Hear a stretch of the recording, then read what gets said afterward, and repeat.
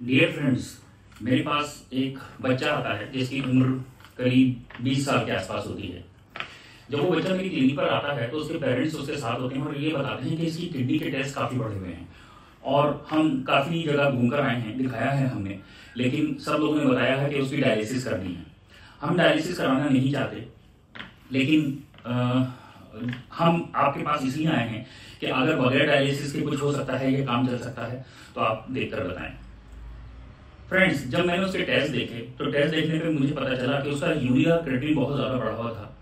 Kidney जो कि ultrasound में थी, उसमें एक हम चीज देखते हैं जिसे सीएमडी बोलते हैं, कॉर्टिको मेडुलरी डिफरेंशिएशन बोलते हैं उसे, वो बिल्कुल लॉस था, वो बिल्कुल खत्म हो चुका था। उसके बाद सारे टेस्ट देखने के बाद में मैंने उन्हें भी यही एडवाइस दी कि जैसे बाकी सारे लोगों ने उनसे कहा, जो भी जहां भी उन्होंने दिखाया कि भाई इसको डायलिसिस की जरूरत है, और नो डाउट उसको डायलिसिस की जरूरत थी क्योंकि उसका यूरिया क्रिएटिनिन बहुत हाई था और उसको यूरिक सिम्टम्स आ रहे थे।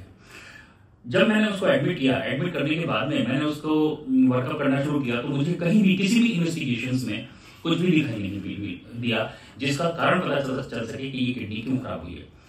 फिर फाइनली मैंने उसे प्रॉपर डिटेल्ड हिस्ट्री लेने के बाद में कंक्लूड किया कि ये शायद AIN हो, एक्यूट इंटरस्टिशियल नेफ्राइटिस।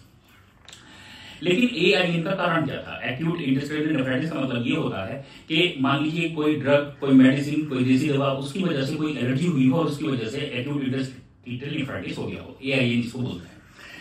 अब हुआ क्या कि जब मैंने उसको एडमिट किया तो मैंने उनकी काफी काउंसलिंग की। काउंसलिंग करने के बाद में मैंने उनको कहा कि नहीं, डायलिसिस तो करनी पड़ेगी।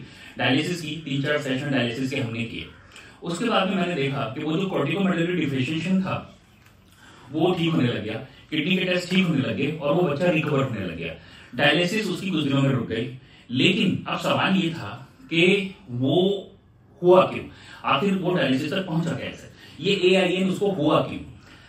तो दोस्तों, मैं आपको बताऊं कि एक दिन जब मैं वार्ड में राउंड लेने गया और मैंने काफी देर तक उससे बात की, तो उसके पेरेंट्स ने मुझे कोई भी क्लू नहीं दिया जिससे मैं ये पता लगा सकूं कि उस बच्चे को प्रॉब्लम क्या थी।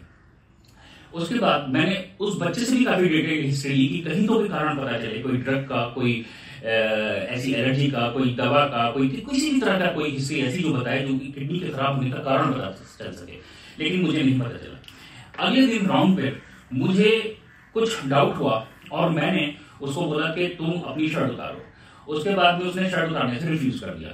वो बच्चा, उसको मैंने फिर 2-3 बार कहा कि शर्ट उतारो, बट उसने शर्ट उतारने से जो है इनकार कर दिया। लेकिन फिर जब मैंने उसके पेरेंट्स की काउंसलिंग की और कहा कि वो उसको मनवाएं कि वो शर्ट उतारे, तो उसने शर्ट उतारी। तो शर्ट उतारने पर मुझे पता चला कि उसके आगे चेस्ट पर और पीछे बैक साइड पर बहुत सारे इंजेक्शन लगने के निशान थे, यानी कि वो इंजेक्शन ले रहा था किसी तरीके के, जो कि वो एक ड्रग थी, वो एक कोई नशा करता था जो वो इंजेक्शन केवल चेस्ट पे और पीछे बैक साइड पे लेता था। वो इसलिए लेता था चेस्ट पे क्योंकि शर्ट पहनने के बाद उसके माता पिता को ये पता ना चल सके कि वो क्या ड्रग ले रहा है, क्या एडिक्शन है उसे, कौन सी नशीली दवा ले रहा है। तो जब मैंने शर्ट उतारी तो जगह जगह उसके इंजेक्शन के निशान थे बने हुए और वो स्कार बन गए थे, और वो इतने थे कि उसको देखकर ऐसा लगता था कि आखिर ये क्या चीज है, ऐसा ये क्या कर रहा है।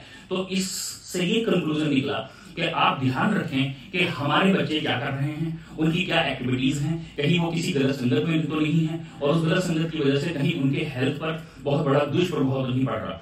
तो ये एक ऐसा केस था जिसने मुझे कुछ दिन तक काफी परेशान किया, लेकिन बाद में जब मुझे पता चल गया कि वो ड्रग लेता था और वो इस तरह के इंजेक्शन लेता था, तो मुझे पता चल गया कि किडनी खराब होने का कारण क्या था। तो इसलिए please take care of your children, बच्चों का ध्यान रखें, अपना भी ध्यान रखें। Thank you.